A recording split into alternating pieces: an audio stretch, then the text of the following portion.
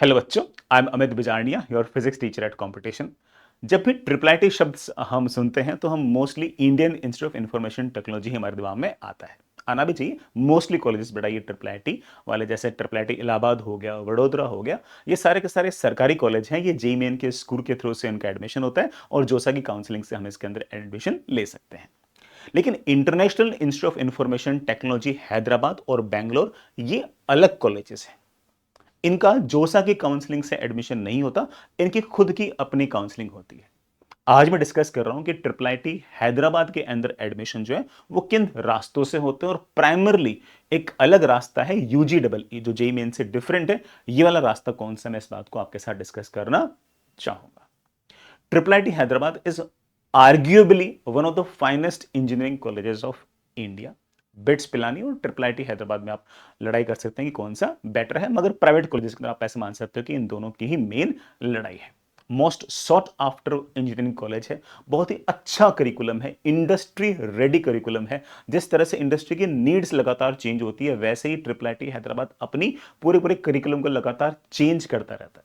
Primarily सिर्फ और सिर्फ यहाँ पर दो ही ब्रांचेस हैं बीटेक की, computer science and electronics electricals. यही मोस्ट सॉट आफ्टर ब्रांचेस रहती है और यही दो ब्रांचेस इनके पास रहेगी। हाँ, मास्टर्स में इन्होंने कुछ और ब्रांचेस भी लगा रखी है, लेकिन वो ब्रांचेस बीटेक के साथ और 5 डिग्री उन्होंने स्टार्ट कर रखी है।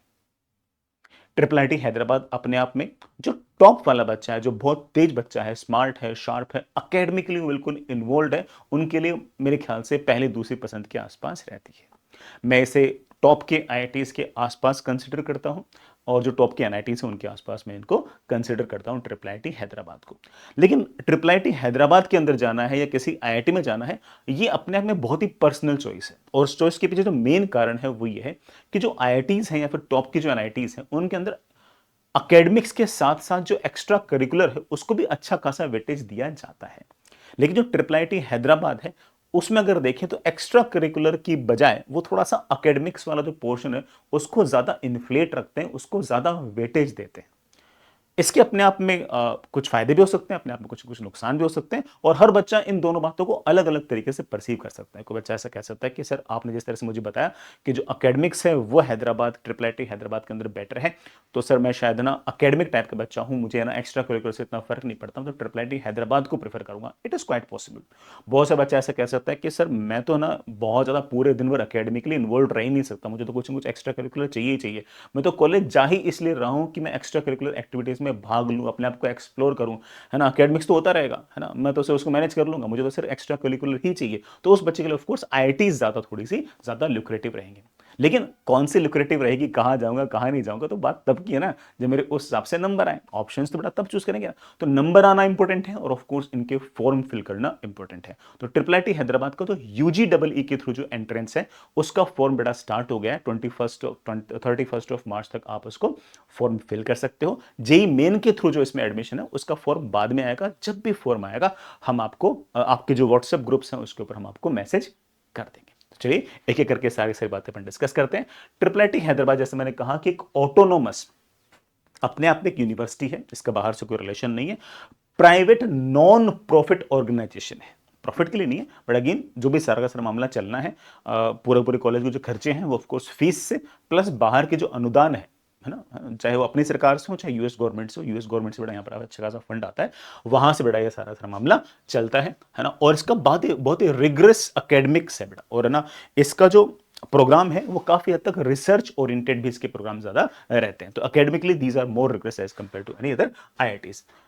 किसी प्रकार का कोई कास्ट रिजर्वेशन नहीं है, प्राइवेट इंस्टीट्यूट है इसलिए एससी एसटी ओबीसी ईडब्ल्यूएस कुछ भी इसके अंदर रिजर्वेशन नहीं है। इवन फीमेल रिजर्वेशन भी नहीं है भी और नहीं भी है। कैसे?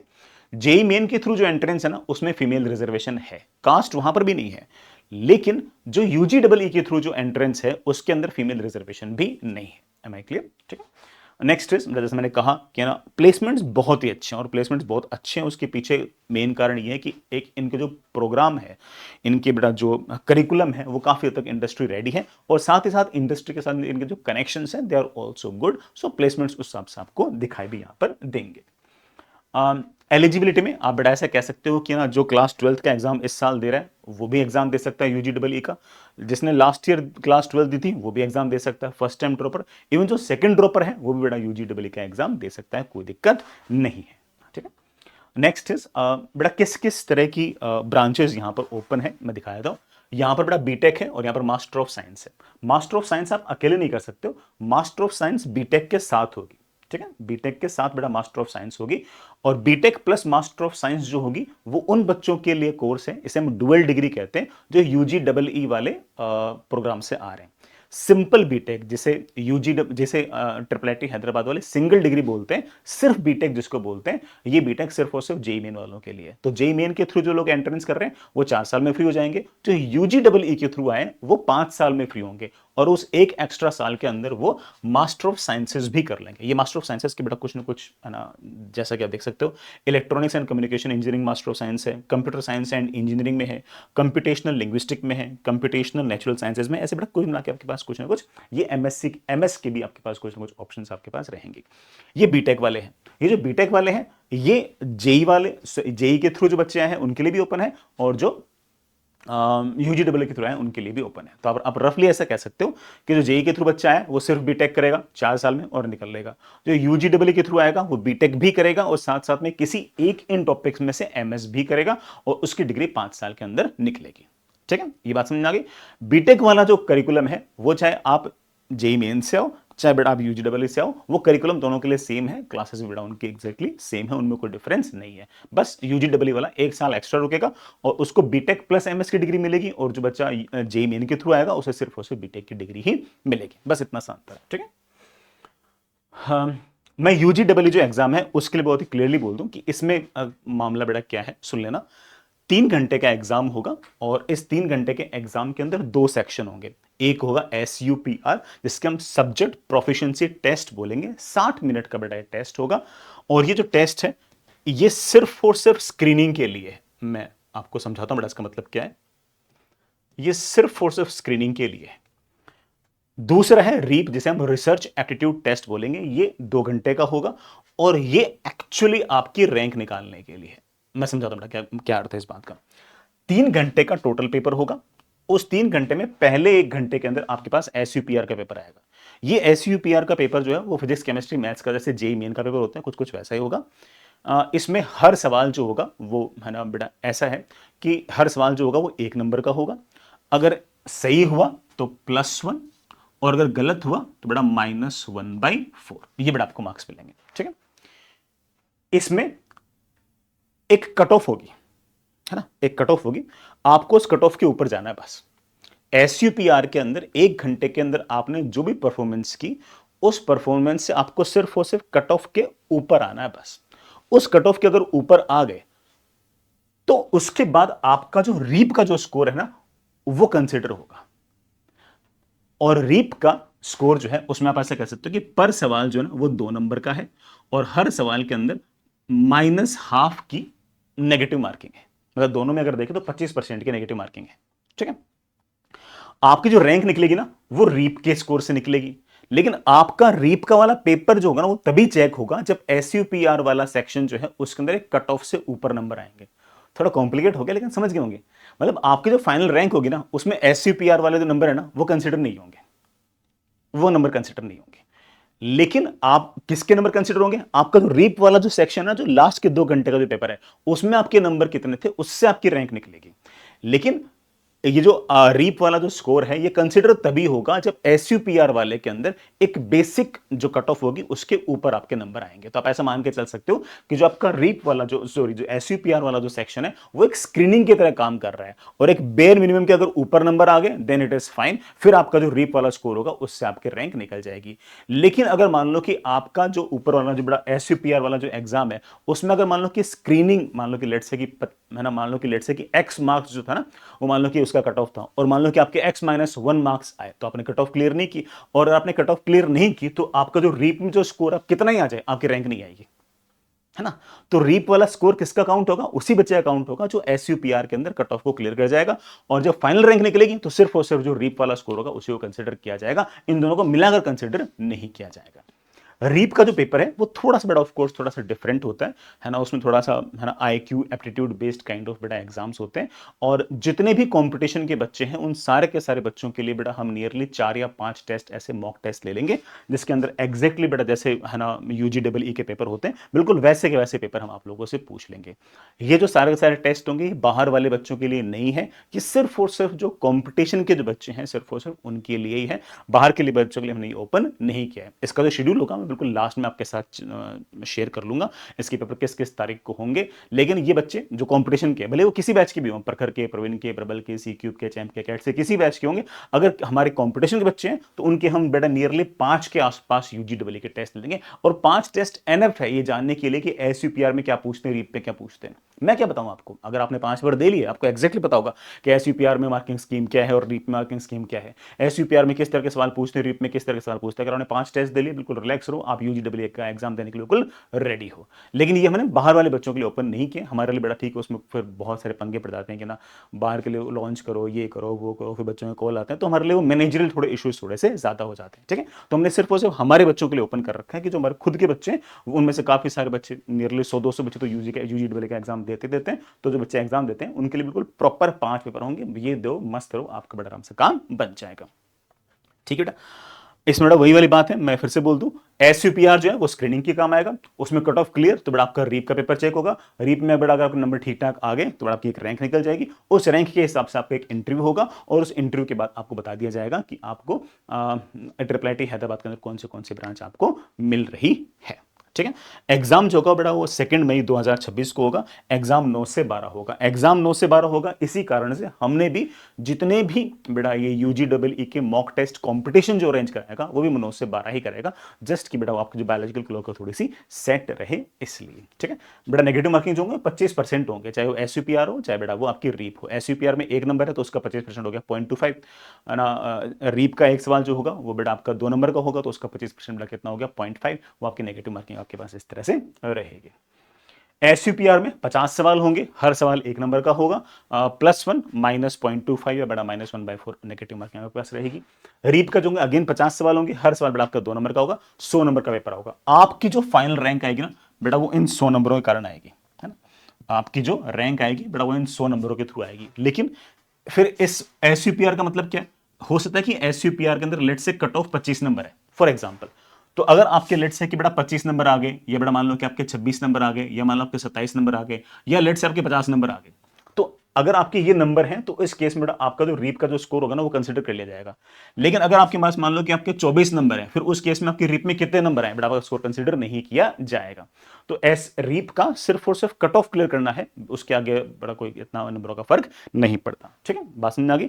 हालांकि बेटा यहाँ पर मैंने टोटल 150 मार्क लिख दिया, लेकिन टोटल 150 मार्क का मतलब है नहीं ऐसे नहीं कि 150 में से रैंक आएगी, रैंक तो इन 100 में से आएगी, मैंने बताया तो सिर्फ उनको जोड़ दिया यहाँ पे, है ना। एक्चुअल जो रैंक आएगी वो 150 में से नहीं आएगी, सिर्फ और सिर्फ 100 में से आएगी। लेकिन 100 में से सिर्फ किन की आएगी, जिन्होंने जो बेटा एसयूपीआर वाला पेपर है उसका कट ऑफ क्लियर कर रखा होगा, सिर्फ उनकी आएगी। ठीक है, नेगेटिव मार्किंग बेटा मैंने बोल दिया 1/4 ऑफ टोटल मार्क्स, एक का 1/4 कितना हो गया 0.25, 2 नंबर कितना हो गया बेटा -0.5, है ना, उतनी बेटा आपके पास नेगेटिव मार्किंग रहेगी। बाकी बेटा जैसे आप मॉक टेस्ट दोगे आपको हल्का फुल्का आइडिया लग जाएगा।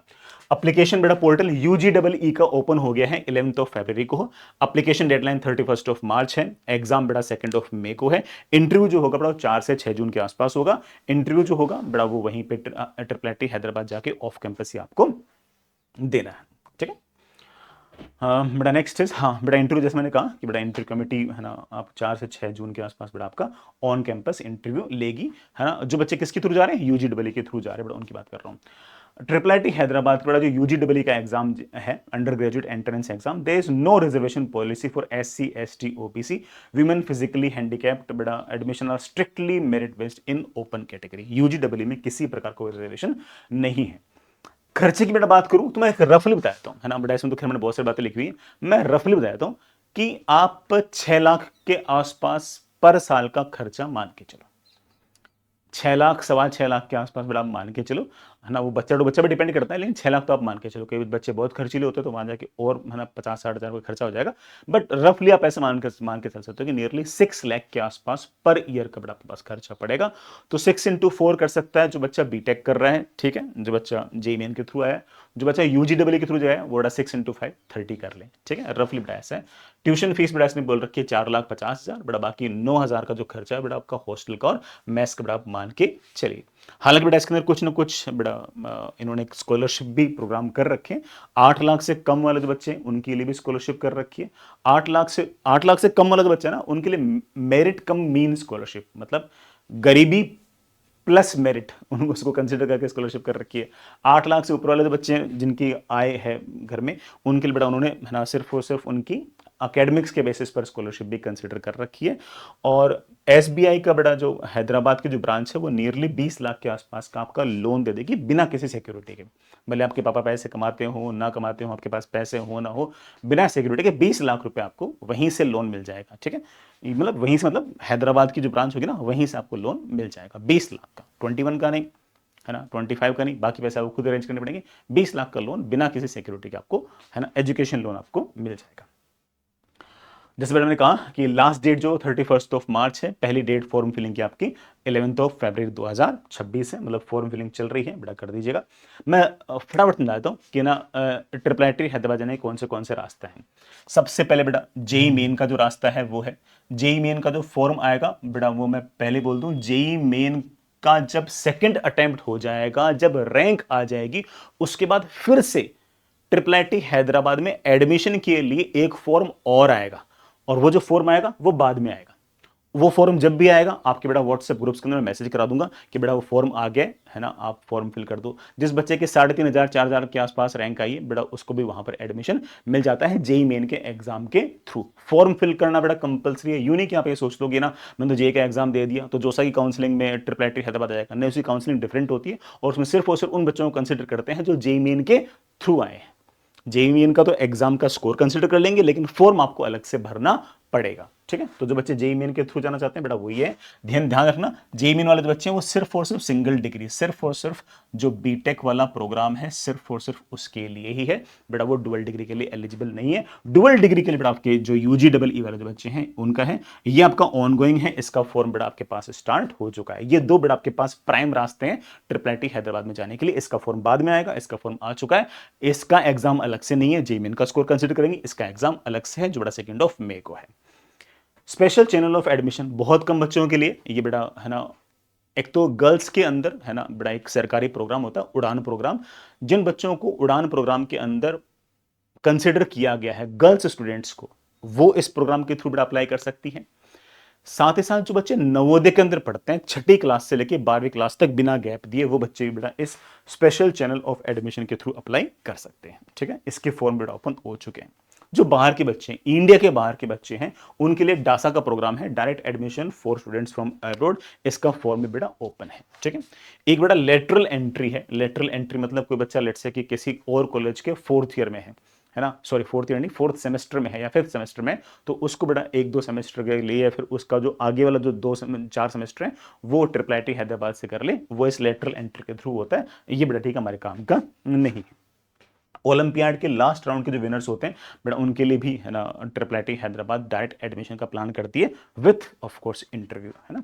और बोर्ड के जो टॉपर्स होते हैं बेटा, बोर्ड में जिनकी मेरिट आती है उन बच्चों के लिए बेटा है ना ये एक रास्ता उन्होंने ओपन कर रखा है। अगेन इसकी फॉर्म फिलिंग बाद में स्टार्ट होगी, ठीक है। हमारे काम के बेटा ये 2 हैं, ये बीटेक के लिए, ये बीटेक प्लस एमएस के लिए, ठीक है। नेक्स्ट इज जेई मेन के थ्रू बेटा अगर देखें तो बॉयज की 124 सीट है और गर्ल्स की 43 सीट्स हैं। सर आपने तो कहा था कि कोई रिजर्वेशन नहीं है, मैंने कहा था कि यूजीडब्ल्यू के थ्रू कोई रिजर्वेशन नहीं है, जेई मेन में रिजर्वेशन है, कास्ट बेस्ड नहीं, जेंडर बेस्ड। और जेंडर बेस्ड उन्होंने ऐसा कर दिया कि हम 43 सीट्स गर्ल्स को देंगे, जिसमें से 25 सीट सीएस में है और 18 सीट्स जो है बेटा वो इलेक्ट्रॉनिक्स के अंदर है।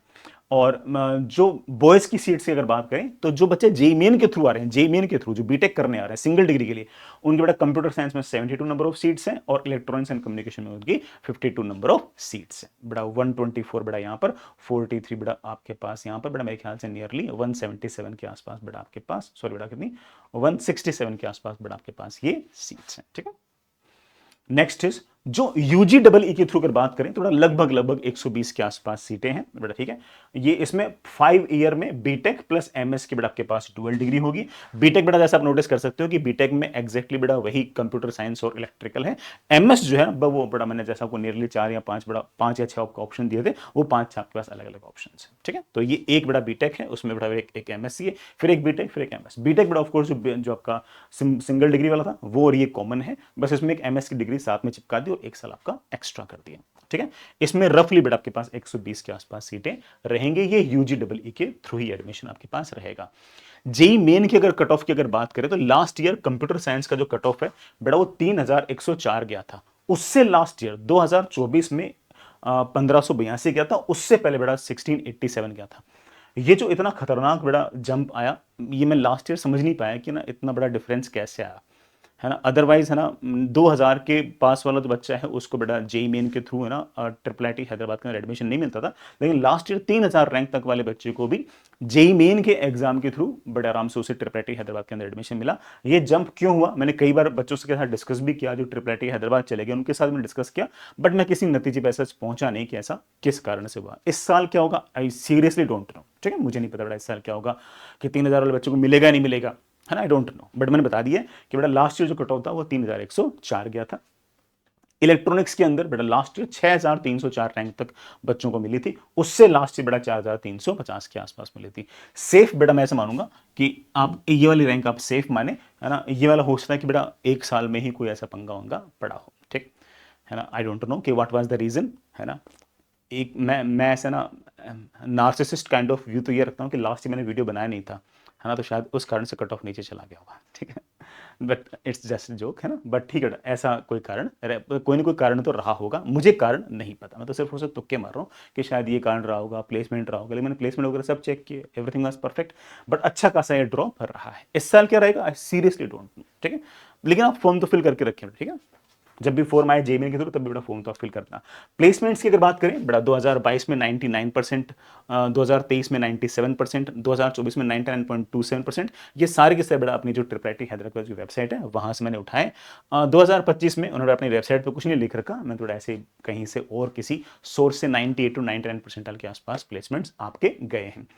अगेन बेटा 2022 में जो एवरेज सैलरी थी वो 32 लाख के आसपास, 23 में बेटा 23 लाख के आसपास, 24 में बेटा 26 लाख के आसपास। लास्ट ईयर जो एवरेज सैलरी है बेटा अगेन मुझे कोई फिक्स डेटा नहीं मिला, है ना। अगेन मैंने कहीं कहीं से रिसोर्सेज से पता किया तो 27 to 38 के आसपास कुछ ना कुछ रहा होगा। 2022 में जो बहुत ही एक्स्ट्रा हाई सैलरी थी ना, ये ऐसा नहीं कि सिर्फ ट्रिपल आईटी हैदराबाद में ही थी, ये सब कॉलेज में ऐसा था कि अचानक से टेक के अंदर, है ना, जैसे ही कोरोना वायरस का बाद मार्केट खुले तो थोड़ा सा उस टाइम पर, है ना, टेक वाले बच्चों की अचानक से कमी हो गई थी और हर जगह प्लेसमेंट्स थोड़े से ऊपर की तरफ गए थे। फिर हल्का सा बड़ा जो सप्लाई ज़्यादा आई और, है ना, डिमांड थोड़ी सी कम हुई तो फिर बाद में हल्का फुल्का सब जगह गिरा है, सिर्फ ऐसा नहीं यहाँ गिरा है, हर जगह गिरा है, IIT में गिरा है, ठीक है। ये रफली बेटा आपके पास इस तरह से ना। एंड हाँ, जो कंपटीशन वाले बच्चे हैं बेटा उनके लिए SUPR और रीप का मिलाकर जो बड़ा 3 घंटे का पेपर होगा। पहला SUPR का 1 घंटे का और रीप का 2 घंटे का जो पेपर होगा वो कंपटीशन वाले सारे बच्चे एग्जाम दें जिनको UGEE का एग्जाम देना है। जिनको जेईई मेन के थ्रू ट्रिपल आईटी हैदराबाद जाना है उनको बड़ा एग्जाम देने की आवश्यकता नहीं है। उनके लिए बड़ा शेड्यूल मैंने यहाँ पर लगा दिया है। पहला पेपर बड़ा 2 मार्च को और लास्ट पेपर 27 अप्रैल को। 5 पेपर बड़ा हमने आपके लिए बना दिए हैं और आप इनको बड़े आराम से इत्मीनान से दीजिएगा। इन एग्जाम को देते ही आपको पता लग जाएगा कि यार SUPR में क्या पूछते हैं, रीप में क्या पूछते हैं, पेपर में मार्किंग स्कीम कैसी है, कैसा टाइम मैनेज करना है, सारा बड़े आराम से 5 घंटे में आपका 3 घंटे इंटू 5 15 घंटे में आपका बड़े आराम से काम बन जाएगा, ठीक है। तो इसको आप अच्छे से यूज कीजिएगा। बाहर के बच्चों के लिए बेटा हमने ओपन नहीं किया। ऑपरेशनल चैलेंजेस हैं, ऐसा नहीं, ऐसा मत समझना कि सर लोग हमारे साथ कोई अन्याय कर रहे हैं, लेकिन बेटा ठीक है, बहुत ही लिमिटेड हमारा स्टाफ है। फिर बच्चा फोन करता है कि सर मेरे को एक्सेस नहीं मिला, कहाँ करूँ क्या करूँ, तो उसमें बड़ा टाइम लग जाता है, इसलिए हमने बाहर के बच्चों के लिए ओपन नहीं किया, ठीक है। किसी भी प्रकार की बड़ा कोई परेशानी हो, कोई मेरे से बात छूट गई हो तो please let me know, I will try to reply in the comment box. पढ़ाई करते रहिएगा। All the very best, bye.